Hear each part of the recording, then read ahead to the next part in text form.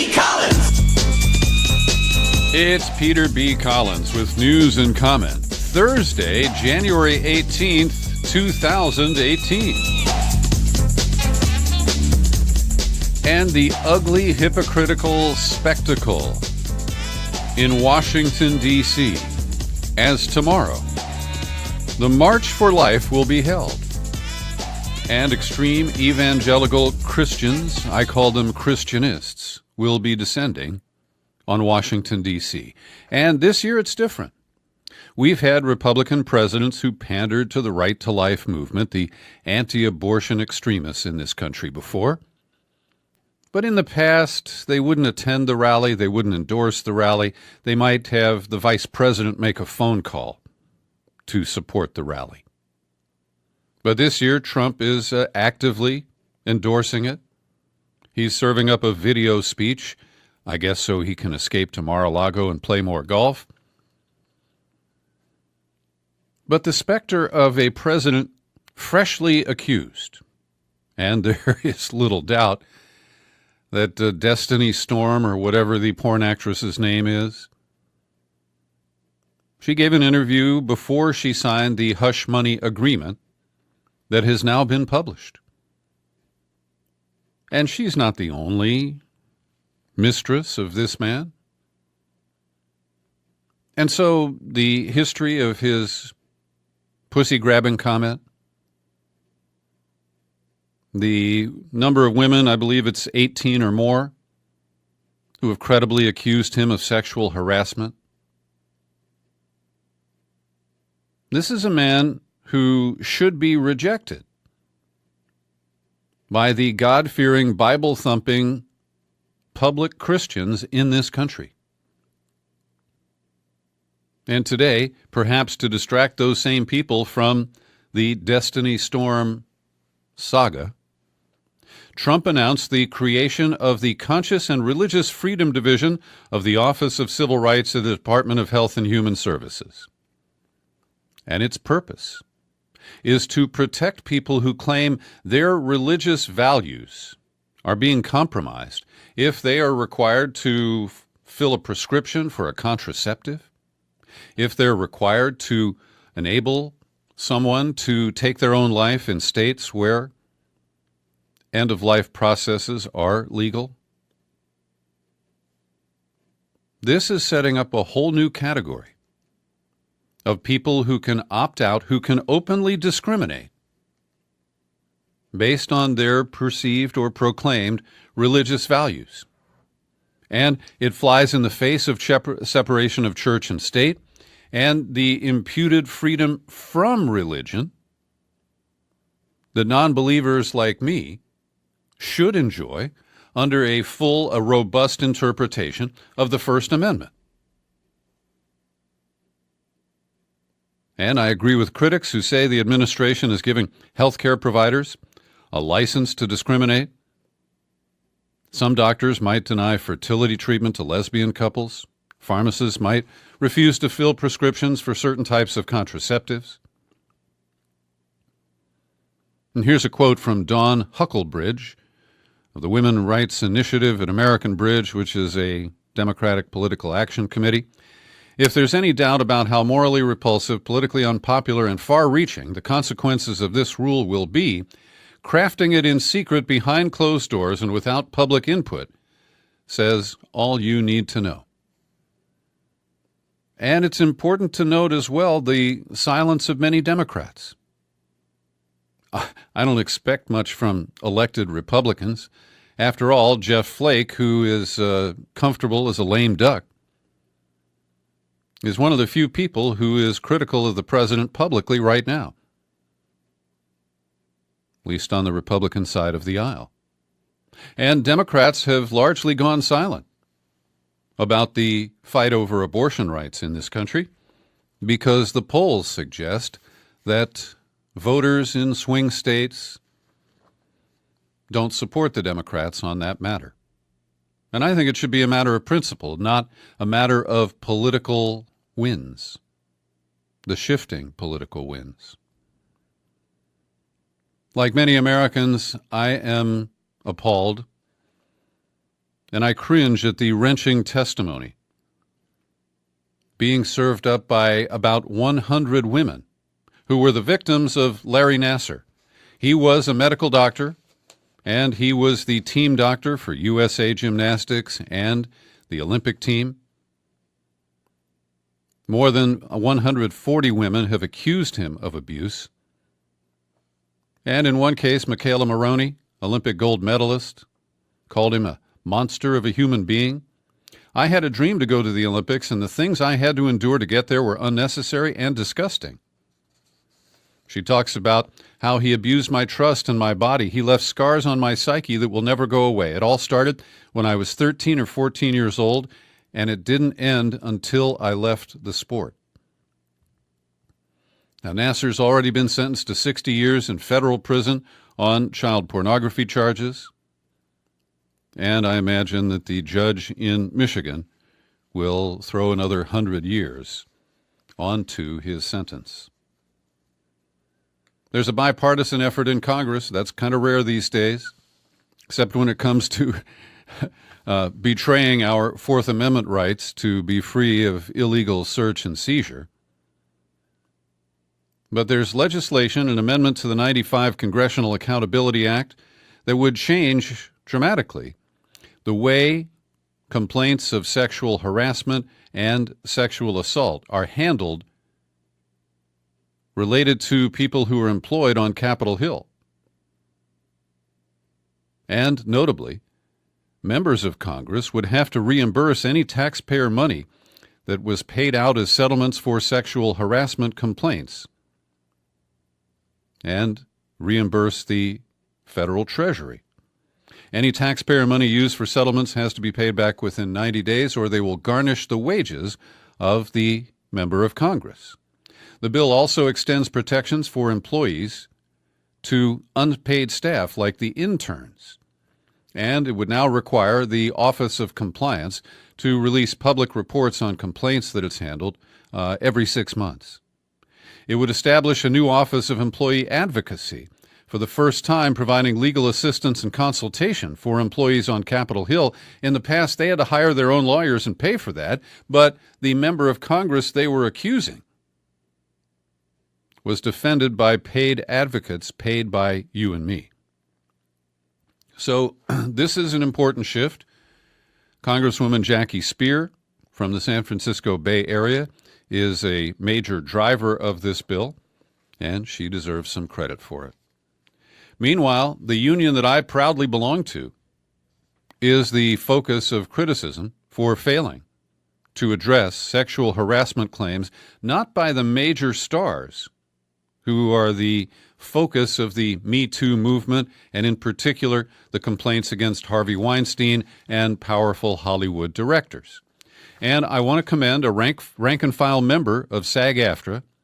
Her name is Maisa Hampton. It's like Melissa without the L. And she is the founder of the Actors Alliance for Gender Equity in Media. Now, I want to mention that I'm just a rank-and-file member of SAG-AFTRA myself these days. But before the merger of AFTRA and SAG, I was a member of the National Board of AFTRA. There were 100 of us to represent members nationwide. And I have to say, we did not pay much attention to these issues. And it appears that things didn't change much after the merger. And in this op-ed that I've linked to in the show file for today's podcast, Hampton says, what's largely been overlooked are the thousands of nameless victims of the rape culture and the institutional failures that supported those abuses. Our union not only failed to protect us, it actively contributed to the culture of silence that facilitates sexual abuse. 3 years ago, with the input and support of her peers, she authored a petition to the union asking that they address the gender inequities. They were asked to commission a targeted committee to tackle these issues. The union was unresponsive, she says. I met with leaders of the union's Women Committee, and though they clearly acknowledged that women were victimized, their response was dismissive, even hostile. She continues, we feel the response from the union was not just inadequate, but it contributed to the culture of silence that emboldens perpetrators. And she notes only 8% of Hollywood films are directed by women, only 13% written by women, only 29% of principal roles are available to women, producing a highly competitive situation. And at least a third of the roles that are available to women involve nudity or hypersexualization. Ours is an industry where nudity required is a sanctioned term of employment for trained, unionized professionals. And Hampton notes that actors are freelancers with no job security, no HR department to complain to. If we say no to the objectification, to performative nudity or simulated sex, if we reject sexual advances, let alone speak out about harassment and assault, we may never work in our industry again. And with the SAG Awards coming up on Sunday, I hope you'll watch. As a member, I've been busy watching films over the last 3 weeks, and I have to make my vote by this Friday, and then the winners will be announced on the national broadcast on Sunday. And she closes, Hampton does, by saying, our union must take bold, decisive action, honor the voices of those who have been victimized on its sets. They should do so not only for us workers, but also for the global audience under Hollywood's influence. Meanwhile, the Guardian newspaper from London is exposing the problems at the United Nations. Dozens of current and former employees have described a culture of silence across the organization and a flawed grievance system stacked against victims. So they interviewed a group of employees, and 15 said they had experienced or reported sexual assault or harassment within the past 5 years. 7 had formally reported what happened. And one of them said, if you report it, your career is pretty much over, especially if you're a consultant. 3 women who reported sex harassment or assault, all from different offices, said they have been forced out of their jobs or threatened with termination, but their perpetrators, who include a senior UN official, remain on the job. One woman who alleges she was raped by a more senior UN staff member while working in a remote location said there are no other options to get justice, and I have lost my job too. So this is a rampant problem, clearly needs to be addressed, and the Me Too movement is having some pronounced results. Meanwhile, in Washington, it is hella confusing. You probably know that the latest deadline for a potential government shutdown is Friday at midnight. And there's scrambling going on, first laying the groundwork for who gets blamed if there is a shutdown. And in this case, it's pretty clear. The Republicans control both houses, strong majority in the House of Representatives, and they really will determine whether a deal is made that prevents a shutdown. And the Democrats appear to be sticking to their ground, demanding that a clean DACA bill to reflect the interests of the so-called dreamers must be included in either a continuing resolution or a budget bill. And because of the squabbling since Trump's shithouse comment last Thursday, we're seeing that very little progress has been made, and they are looking for ways to punt. So the Republicans, after ignoring the plight of millions of children whose access to health insurance and thus health care has been compromised by the failure to extend the CHIP program from September till now. Suddenly, these hypocritical Republicans are saying, wow, isn't it shameful that the Democrats will turn their backs on these kids? Because we're now willing to give these kids that we're holding hostage a 6-year fully funded extension of the CHIP program. Now, this is the kind of really ugly horse trading that occurs when we continue to face these kinds of deadlines. And here's the chief hypocrite in the Senate, Mitch McConnell. I'm more than puzzled why they would threaten to turn their backs on those chillins and shut down the government while they're at it over the entirely unrelated issue of illegal immigration. I mean, what a putz. I'm sure he's convincing to certain members of the Republican Party who buy the crap that he sells on a regular basis. And so It appears that because of the federal court that has suspended the cancellation of DACA for the most part, and because the March deadline set by the president to end the program is purely arbitrary, the Republicans are saying, hey, come on, we got plenty of time to deal with that. We'll take care of that later. And I think the Democrats are trying to seize the moment here and see if they can get this critical legislation passed. The other part of the problem is Trump. Mitch McConnell very clearly says he doesn't know what the hell the president would be willing to sign. Quote, I'm looking for something that Trump supports, and he's not yet indicated what measure he's willing to sign. As soon as we figure out what he is for, then I would be convinced that we were not just spinning our wheels going to this issue on the floor. Now, this is whiplash, because a week ago Tuesday, and apparently Trump on Tuesdays is more rational and less irascible than he is on Thursdays. And unfortunately, it's a Thursday today. But last Tuesday, he let the cameras stay in the room as he said, look, whatever you bring me on immigration, I will sign. Now he is micromanaging from the White House and openly confusing even members of his own party, of course, as well as Democrats. And it's Lindsey Graham who characterized the good Trump on Tuesdays and the bad Trump on Thursdays, who said that this is a real shit show. This has turned into a shit show for no good reason. And the only way out of this thing is to grow up a little bit, and I think that's going to happen. Well, good luck with that, Lindsey. Good luck. So it's anybody's guess what is going to happen over the next 48 hours. But we all know that we're going to get screwed one way or the other. That comes with the territory. Every day I pause for a moment to thank the people who support my work here at the Peter B. Collins Podcast with your subscriptions. And if you want to pause the podcast to head over to peterbcollins.com and set up your own subscription, I'd be mighty glad. Just hit peterbcollins.com, click on the menu button, pull it down, click on Become a Subscriber, takes you to the sign-up page, and in a minute or two, you can set up a subscription that supports my work and fits your budget. And let's name a few of the great people who support my work. David Paulson just renewed his annual subscription. So did Joan Fauber. Thank you so much, Joan and David. Natalie Reel and Ethan Knox, they're longtime monthly subscribers to the Peter B. Collins Podcast. And all of them enjoy first access to the latest in-depth interview that I'm releasing today at peterbcollins.com. You're going to meet 2 of the 5 valve turners.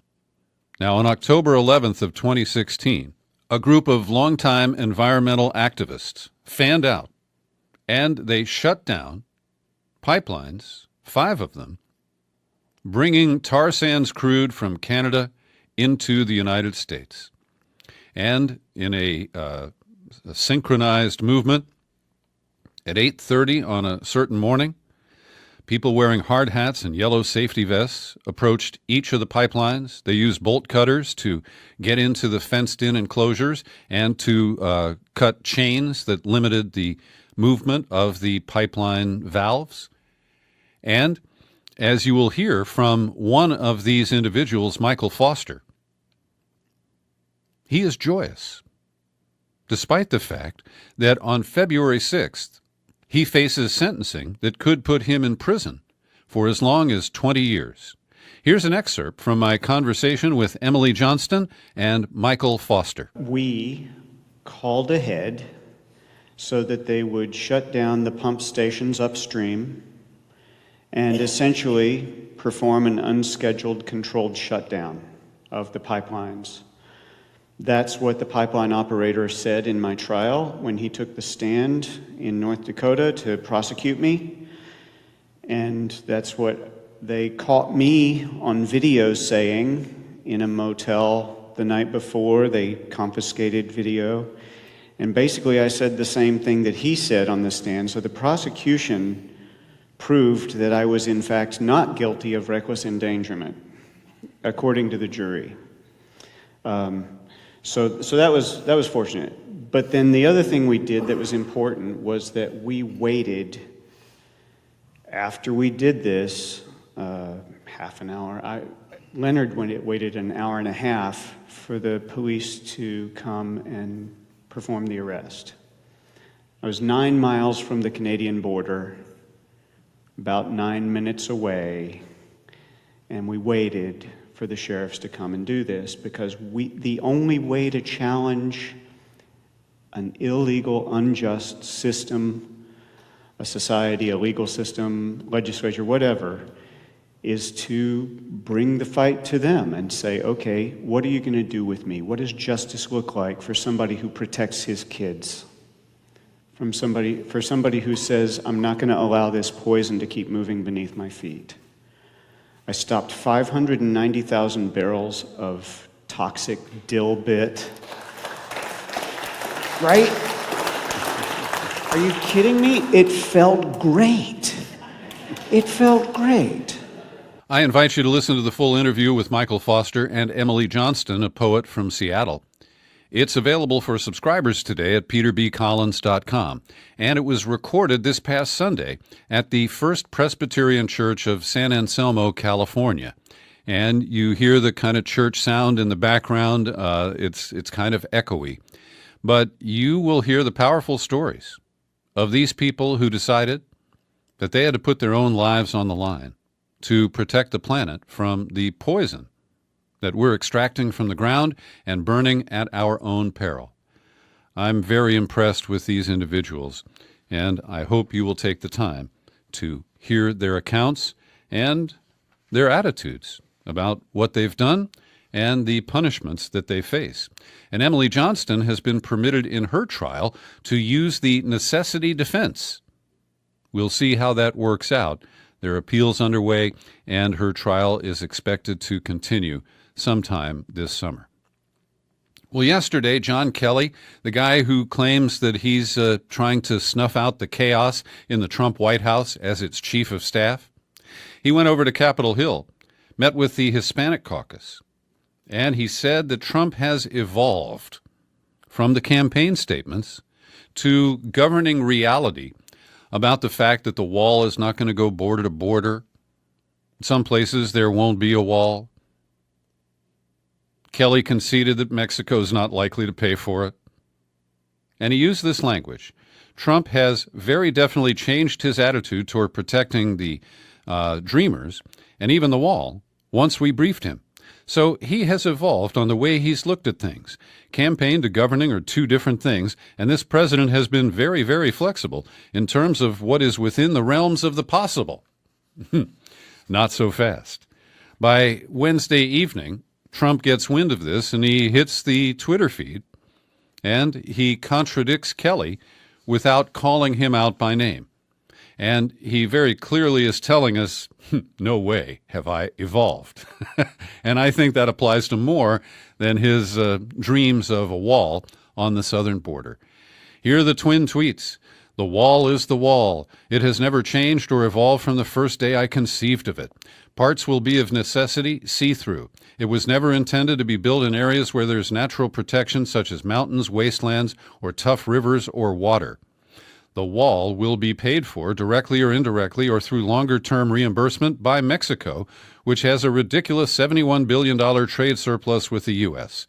The $20 billion wall is peanuts compared to what Mexico makes from the U.S.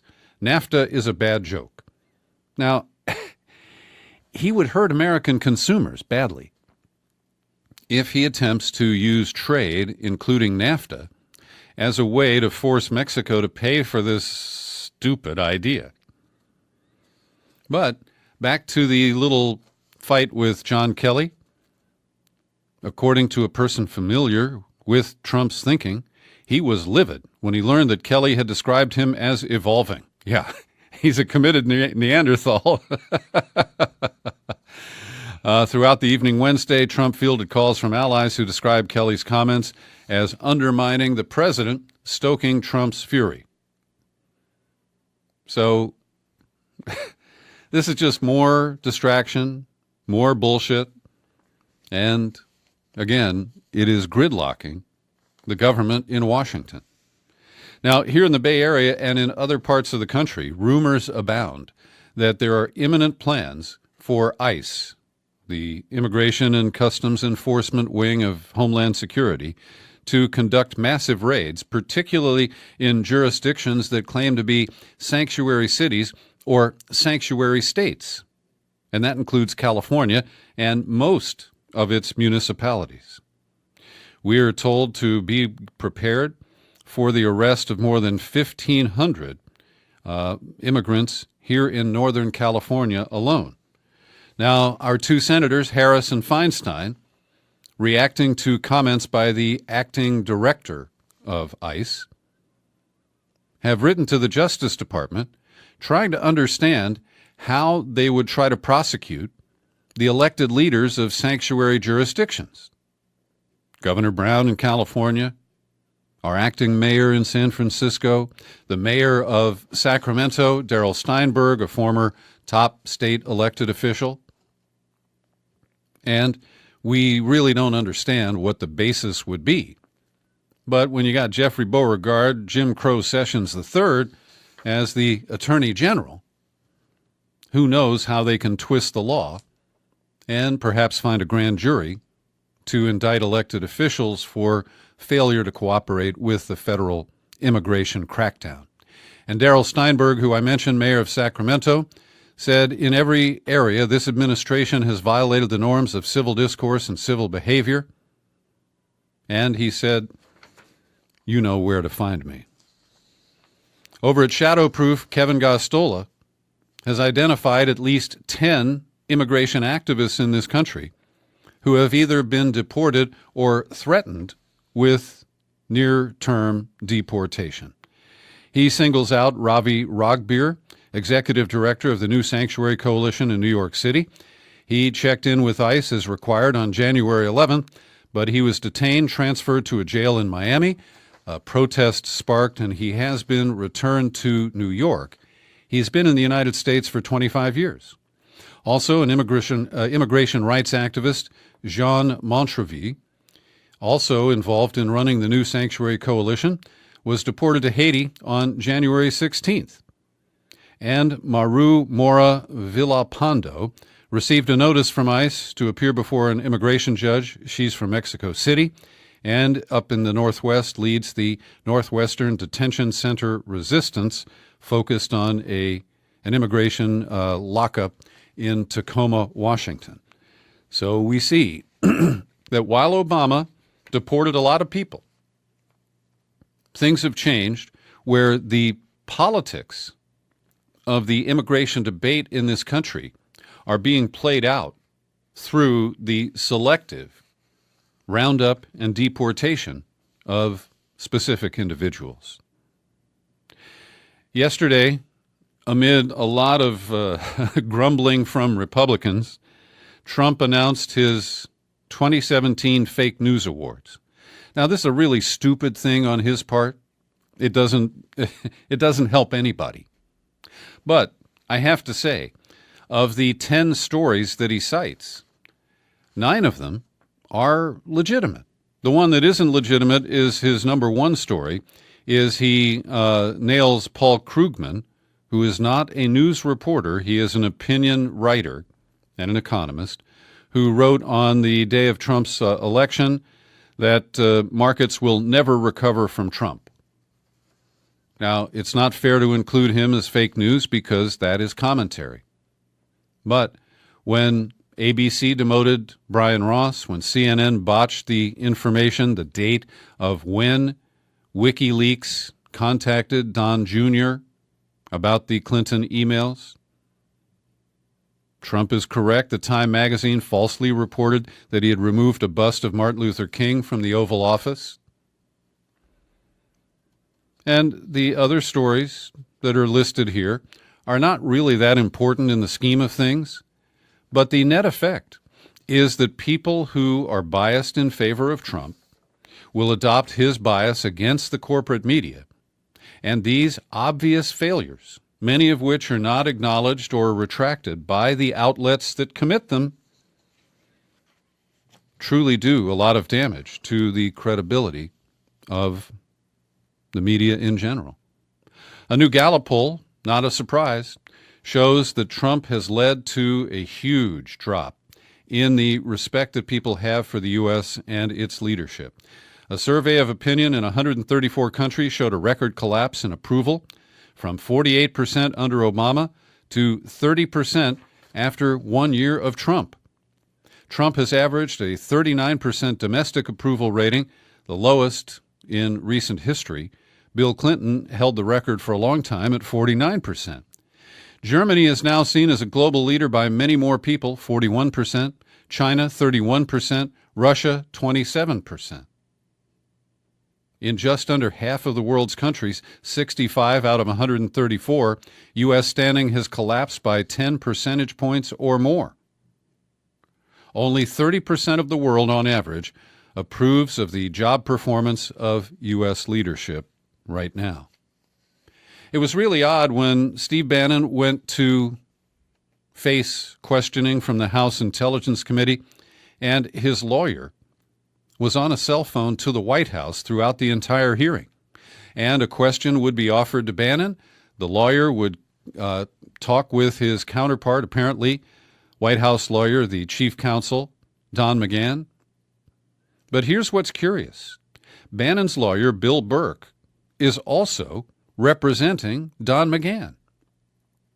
This appears to be a clear legal conflict of interest, and it's just bizarre that without formally asserting executive privilege, that the White House counsel would use a lawyer he's sharing with the subject of the investigation to instruct him whether or not to answer specific questions. I've never seen anything like it. The House version of the spending bill that is meandering its way through Congress right now and stuck because of all these other issues has a secret clause that is really ugly.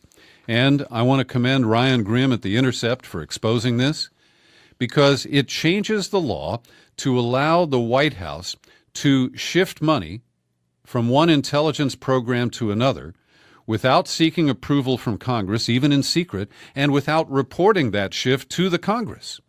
That was all required under current law, but they are sneakily trying to change that. Also, The Intercept and its reporter David Dayen are telling us that the latest disaster relief bill for the hurricanes that hit Florida, Texas, and Puerto Rico are really giving the shaft to Puerto Rico, because Texas and Florida are being given grant money. But for Puerto Rico, it's a loan of just under $5 billion. And the loan is being treated like it's a welfare payment, and Puerto Rico is being means tested. And FEMA has determined that because Puerto Rico is not completely broke yet, that they will not dole out this money. This is insidious. It is just so demeaning to the people of Puerto Rico as they try to recover. I believe it's still half of the population doesn't have electricity, and we're almost 6 months from the hurricane events. This is truly un-American, and there is, in fact, discrimination against Puerto Rico. In some cases, it is racial. Now, will there be a lot of denunciation of a nation that already has a nuclear weapon and just launched a successful test of a long-range ballistic missile? Will there be sanctions? Will Trump tweet a nickname to its Prime Minister Modi? Yes, the nation is India. It's already a nuclear power. It has tensions with China and with Pakistan. And they launched this missile. Will the same kind of treatment that is visited on North Korea be applied to India? I think we know the answer to that question. Thanks for listening to my daily news and comment podcast. Hey, if you listen on YouTube, be sure to subscribe to my feed. I'd appreciate it. I'm Peter B. Happy trails to you until we meet again. Happy trails.